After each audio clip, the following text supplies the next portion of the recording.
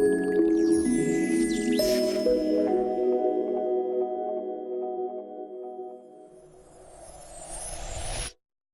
my name is Ashley with Bend Hot Yoga, and this is your instructional video on how to move into crow.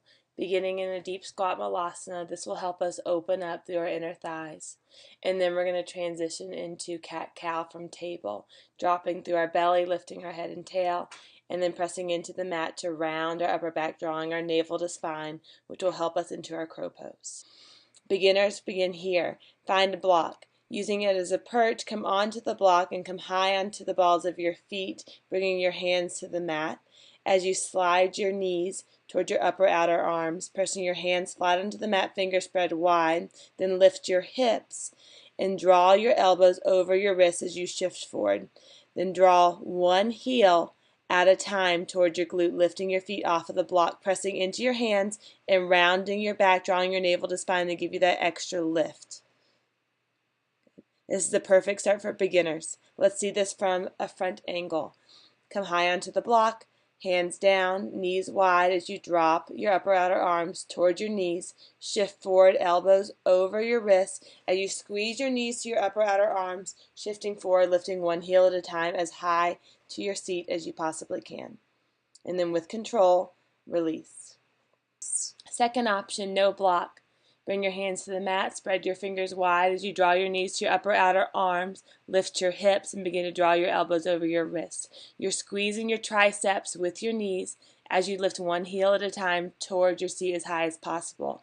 Advanced practitioners have the option to shift their shoulders past their wrists, elbows past their wrists as they straighten their arms, moving into crane. This is an advanced posture that asks you to face your fears of perhaps even falling onto the mat and requires lots of strength. Often these arm balances get a lot into our wrists, so shake it out in between all these lifts and make sure you're stretching out your wrists in between.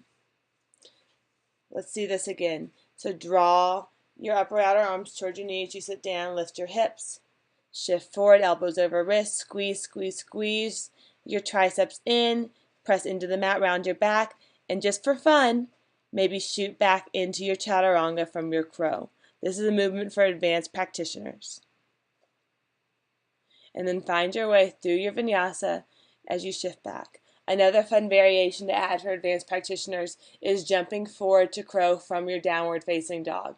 This takes a lot of control here, and the key is to bend your elbows as you jump forward, drawing your upper back and rounding it, drawing your navel into your spine.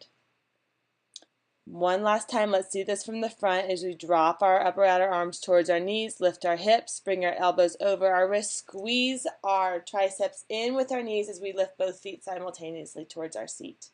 Lots of round in the upper back as we move into crow.